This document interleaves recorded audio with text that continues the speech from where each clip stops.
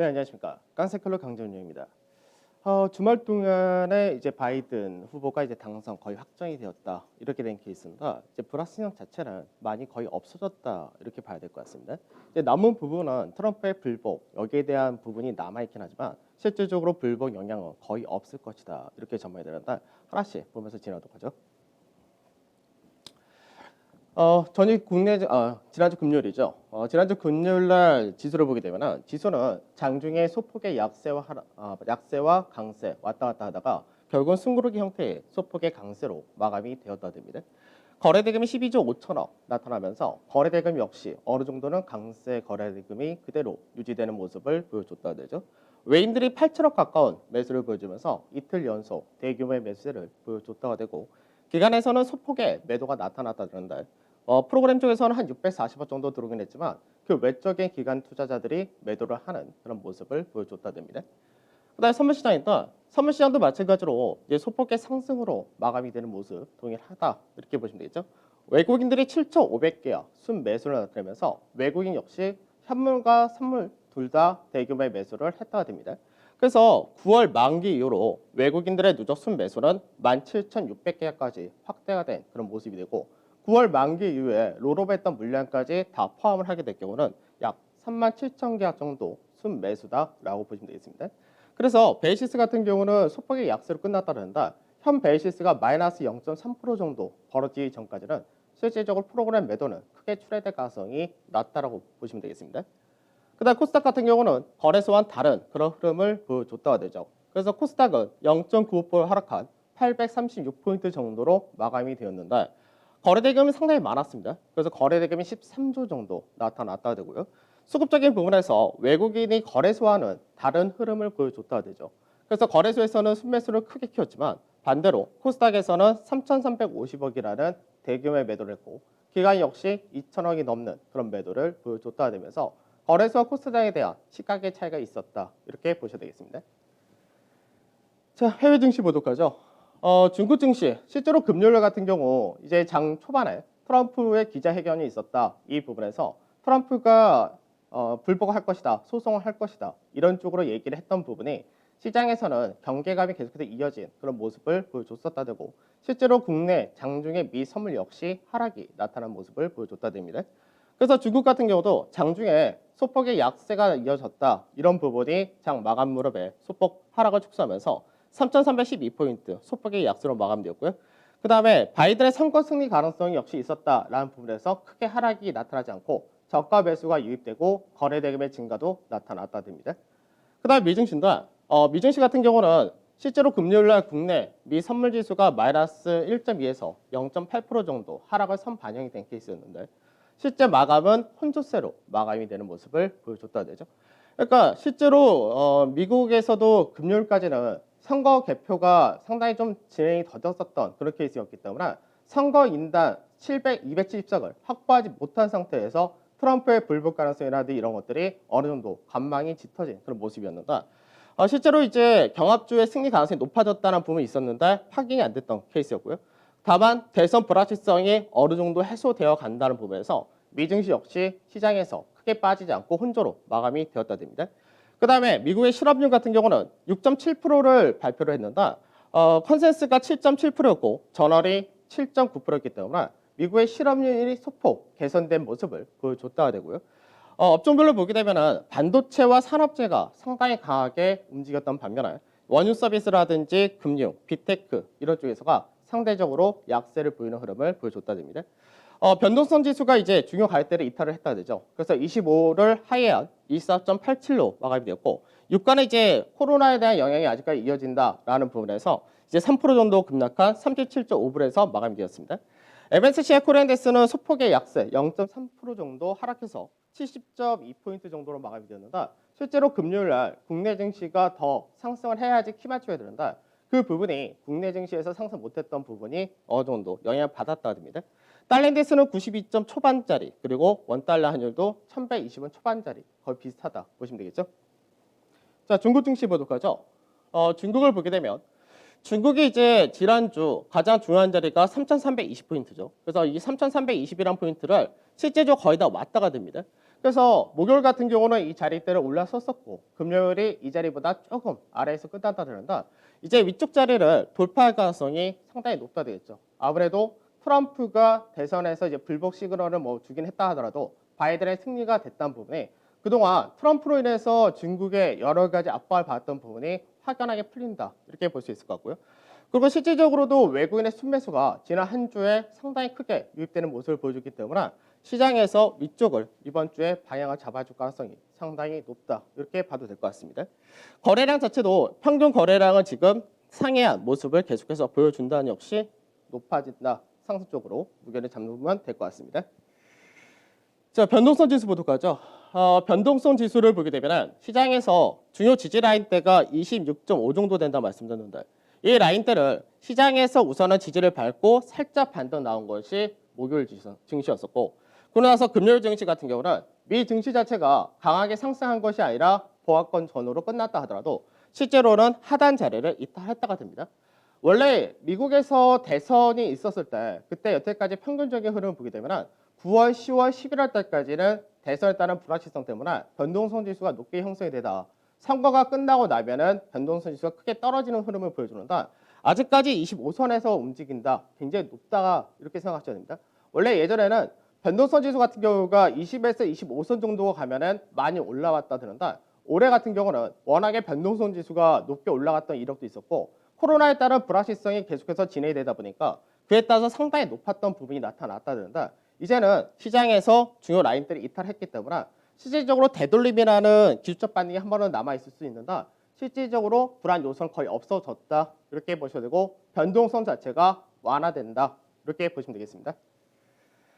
자, 미증시 보도록 하죠. 나스닥 지수가 지난 한 주 동안에 상승폭이 약 9%가 나왔습니다.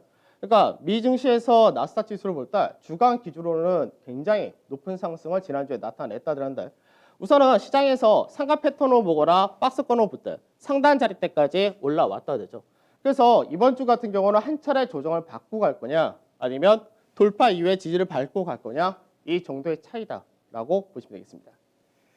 S&P 지수 마찬가지죠. S&P 지수 같은 경우는 이제 7.3% 정도, 그러니까 나스닥보다는 상승이 좀 더 작았다 이렇게 볼 수도 있지만 실질적으로는 상단 돌파했던 그림 동일하게 나타나고 박스권 상단 자리 비슷한 케이스입니다.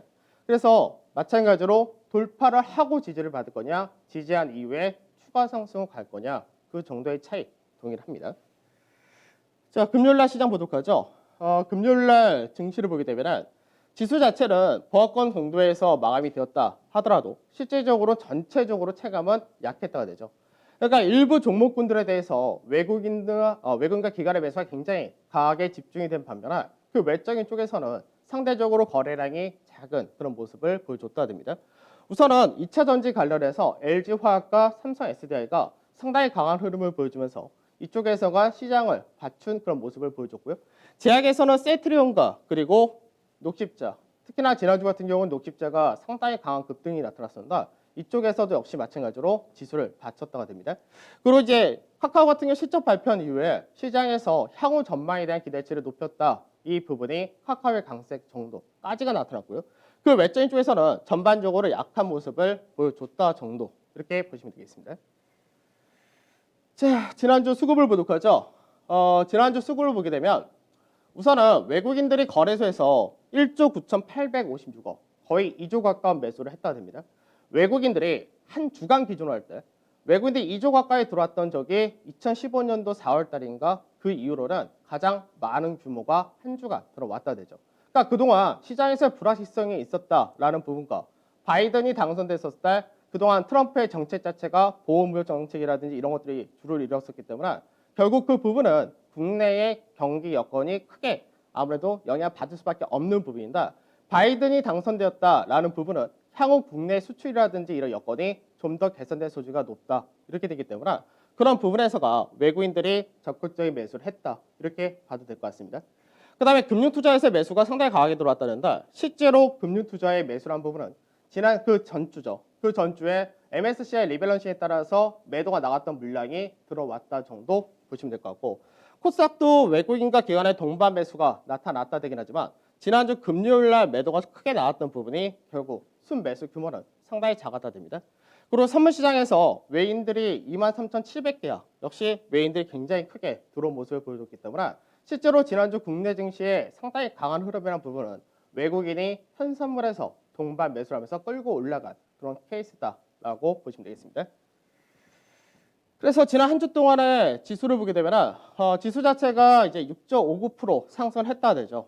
그래서 실제 국내 증시가 8월달 고가 라인대의 박스권 상단 그리고 하단 2,170포인트 전후에서의 하단 이 폭마디가 정확하게 6.5% 정도 되는데 그 폭마디만큼을 그대로 회복한 모습을 보여줬다 됩니다. 그래서 업종별로는 아무래도 대형 업종이 강세를 띌 수밖에 없는 것이 외국인들이 국내 증시에서 매도를 할 때도 대형을 중심으로 가장 많이 매도를 하듯이 가장 많이 역시 매수를 했다 그런다. 2차 전지 쪽에서가 가장 상승이 높았다. 제약하고 더불어서. 그래서 이쪽 같은 경우는 실질적으로 8월 중순 말 이후에 하락을 또 가장 많이 했었던 대형 업종이기도 합니다. 그래서 이쪽에서 강세가 나타난 부분이 있었고 그리고 공화당이 과반을 차지할 가능성이 높다. 상원에서. 그래서 그 부분이 이제 빅테크라고 얘기하는 인터넷이라든지 그 외적인 이제 기업들에 대해서 어느 정도는 규제가 완화될 수 있다는 기대치 역시도 성장주에 대한 관점이 다시금 좋아지지 않을까 이런 부분이 좀 있었다 이렇게 봐야 될 것 같고요. 그다음 IT 같은 경우가 역시 시장 대비해서 조금 더 강세를 띄었다. 그래서 외국인들이 시총 최상위를 중심으로 들어온 모습이 전반적으로 시장을 끌고 갔다 되고 그 외적으로는 이제 상승폭이 덜 나왔다, 조금 더 맞춰졌다 이 정도의 차이만 있었다라고 보시면 되겠습니다. 자, 이번 주 중요한 이벤트가 뭐가 있냐? 우선은 내일 중국에서 물가지수가 발표했습니다.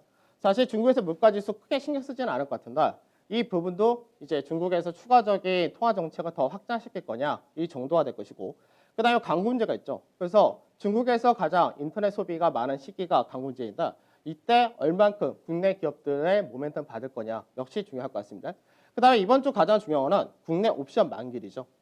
그래서 전통적으로 이제 매년 11월 달 옵션 만기일 이후부터 만기일 당일날부터 시작합니다. 당일날부터 연말까지 시장에서 배당 투자가 금융 투자를 중심으로 들어온다. 이 부분이 있는데 한번 보도록 하죠. 2017년입니다.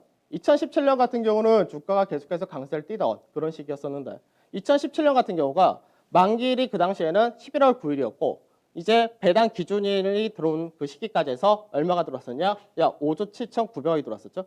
그 다음에 2018년 같은 경우는 시장에서 그때는 이제 여러 가지 불확실성 요소도 많았던 그런 시기긴 한데 그래도 금융투자에서 약 3조 2천억 정도 들어온 모습을 보여줬다 됩니다.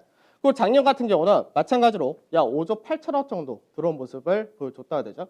그래서 매년 11월 달 만기일 그때부터 금융투자에서 배당 투자를 중심으로 해서 들어오는 물량 자체가 최소는 3조 2천억, 많게는 5조 8천억 정도 들어오는 흐름이 매년 있었기 때문에 실제로 이번 주 만기일 이후부터 얼만큼 금융투자에서의 프로그램이 들어올 것이냐 이 차이가 됩니다. 그래서 수급적인 부분을 생각할 때 외국인들의 매수세가 이어지고 그리고 금융투자를 중심한 프로그램이 이제 기관들의 매수가 들어온다 된다면 시장에서 수급적인 부분에서 외국인과 기관의 동반 매수세가 이어질 가능성이 높다 이렇게도 볼 수 있습니다. 자, 옵션 보도록 하죠. 옵션을 보게 되면 지난주 월요일날 설명해드렸을 때 그러니까 지지난주 금요일인데 지지난주 금요일날 지수는 코스피 지수는 직전 저점을 깼지만 선물 지수는 깨지 않았다라는 얘기를 해드리면서 그러면 왜 이런 흐름이 나타났냐가 결국 리밸런싱 영향이다라고 말씀드렸는데 그때 개인들이 300포인트 이하에서의 하방 포지션에 약 300억 가까운 매수를 했었다라고 말씀드렸는데 현재는 이 포지션은 다 죽었다가 됩니다.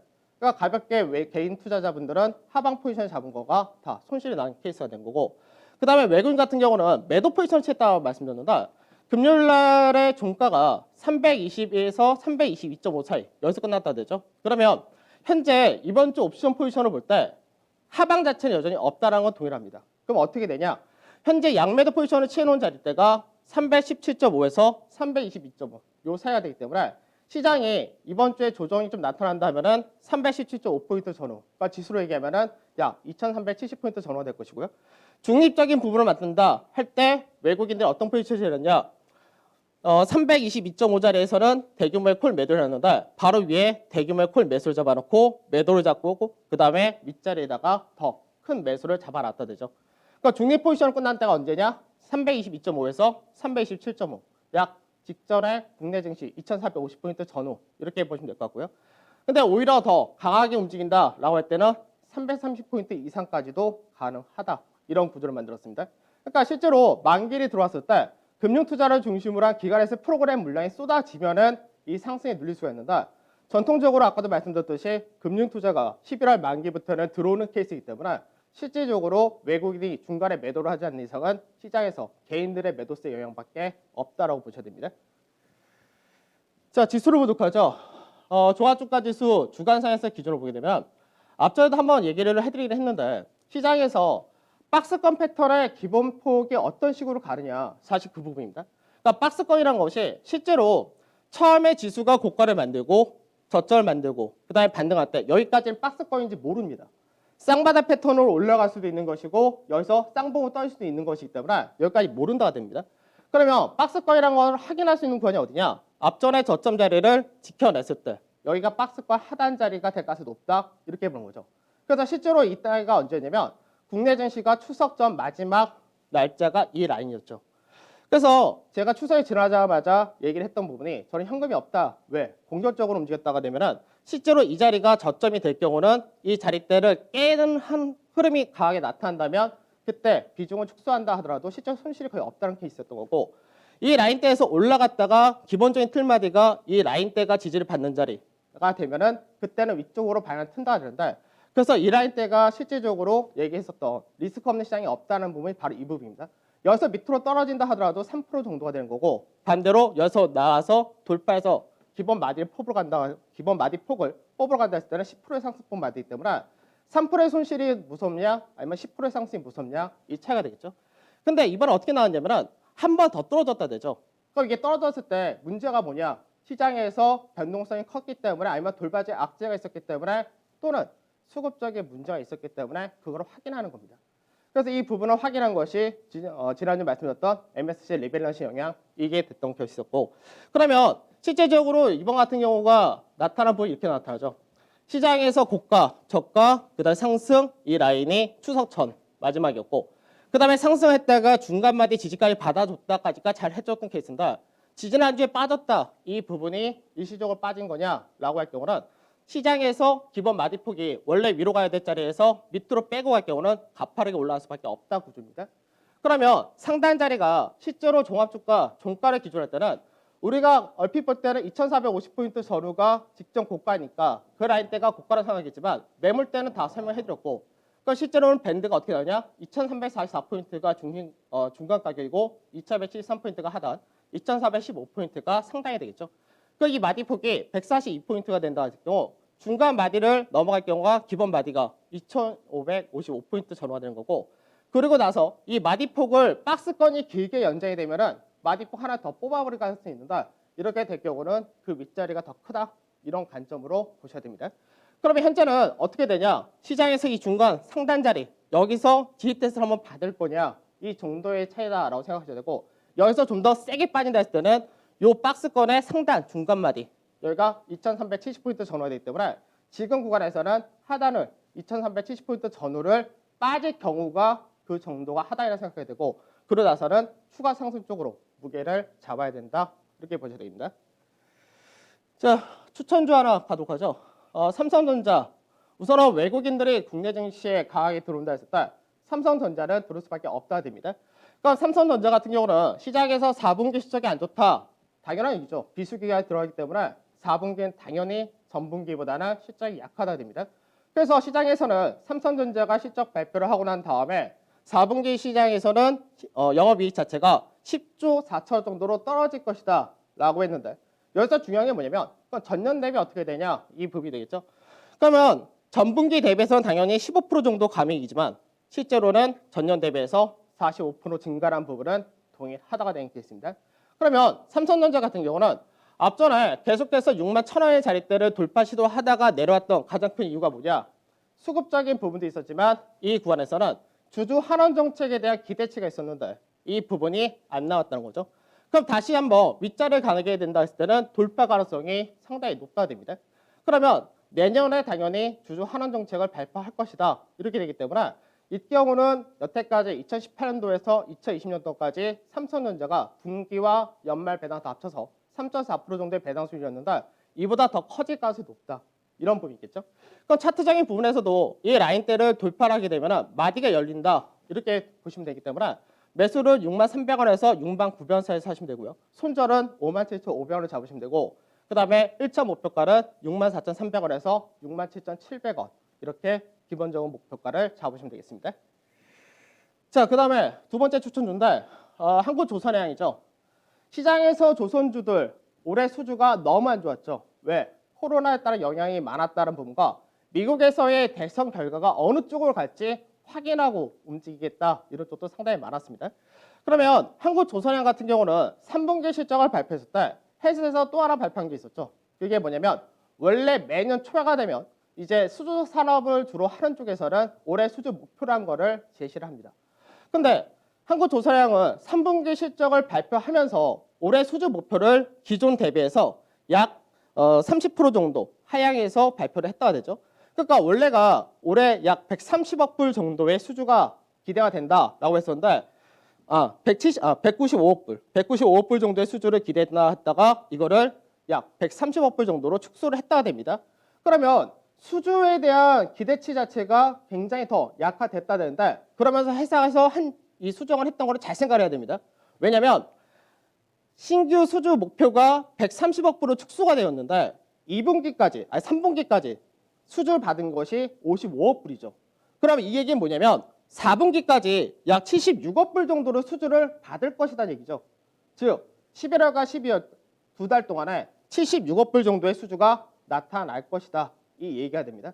그러면 실제로 수주가 두 달 안에 앞전에 3분기까지 받았던 것보다 더 많은 수주를 받는다기 때문에 이런 수주 관련된 그런 종목 같은 경우는 수주를 많이 받았다는 부분 자체가 주가의 반등 트리거 이렇게 작용이 되는 케이스입니다.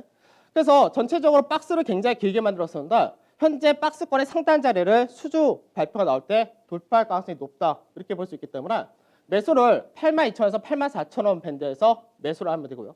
손절은 8만 원 잡으시면 되고 목표가로는 1차 89,500원에서 95,000원 이런 식으로 접근하시면 될 것 같습니다. 그래서 실제로 시장에서 국내 반도체라든지 이런 쪽도 세계이지만 이런 쪽도 역시 마찬가지 동일하다 되죠. 자, 투자 전략 아까 하나씩 다 설명을 해드렸습니다. 그래서 옵션 포지션도 상당히 좋다라는 부분 다 말씀드렸고 이거는 뭐 금요일날 말씀드렸던 부분 똑같죠. 연말까지 최소 기본 1차 목표치가 2,550에서 2,600이다 동일하다 되고요. 코스닥만 다만 동조화를 할 수 있느냐 없느냐 차별화되느냐 이 차이가 된다. 1차 목표는 거의 다 이 상단 자리대에서 금요일날 마감이 되긴 했는데 2차로 추가적인 이 자리대를 갈 수 있느냐 이 정도의 차이가 될 것 같습니다. 자, 그래서 관심업종 빠졌는데 관심업종 잠깐만 한 번 더 보도록 하죠. 관심업종을 보게 되면 관심업종 자체가 똑같죠. 경기 민과 같이 시적 호정. 근데 제일 중요한 게 뭐냐? 업종 대표. 전체적으로 봐야 된다는 거. 이거 동일하고 추천주는 아까 다 말씀드렸으니까 맞춰서 하시면 될 것 같습니다. 자, 11월 달 불확실성이 제거된 시장 상당히 좋죠. 국내 증시 실적 좋다라고 말씀드렸기 때문에 국내 증시 연말 시장 충분히 기대하면서 가셔도 될 것 같습니다. 저는 내일 찾아뵙도록 하겠습니다. 감사합니다.